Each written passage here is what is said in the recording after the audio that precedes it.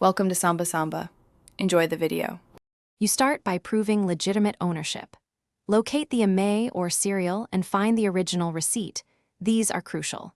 Once done, contact the seller immediately if you bought it used and ask them to remove the device from their Apple ID.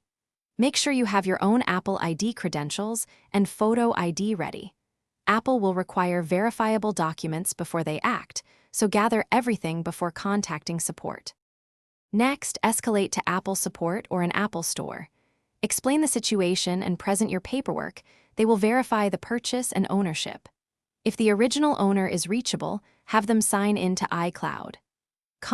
Go to Find My and remove the device from their account. This is the fastest legal fix. If not, Apple will review your documents and may remove activation lock once ownership is confirmed. Keep communication clear and follow any instructions. Finally, once Apple removes activation lock or the previous owner clears the device, erase it and proceed through iOS setup signing in with your Apple ID. If Apple cannot verify your proof, make sure the receipt shows serial/IMEI and seller details, or get the seller to cooperate.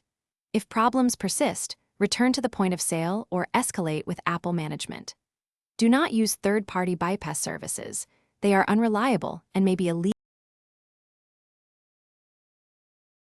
Thanks for watching. Consider subscribing if we helped you.